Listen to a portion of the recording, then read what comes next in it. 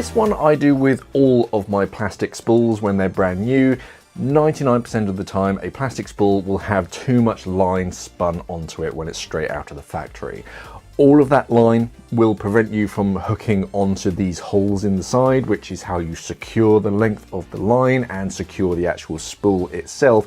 So the first thing that I do is remove a measured length of line from that spool. Buy a spool that's like one size too big and then remove some of that line. You want to know how much line that you remove because you need to know how much line is still left on your spool. And unless you want to measure that, measure how much you're cutting off.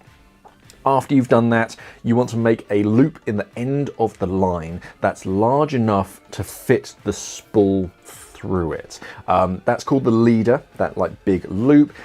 And when you have something that the actual spool itself can fit through, that's the quickest way to tie it onto something. You just thread it through and then just loop that spool or reel through it and just pull it tight.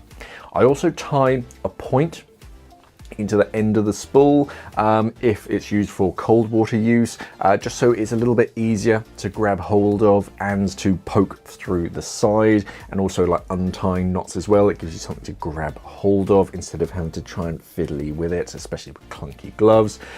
Use some of that heat shrink wrap and then just harden it just to give it something more tactile. And sometimes I also put a second knot in that leader about 2/3 of the way down, and that can make it just easier to get a hold of that leader when it's all spun up, so that the whole leader looks a bit like this. That's how I like to have my spool set up.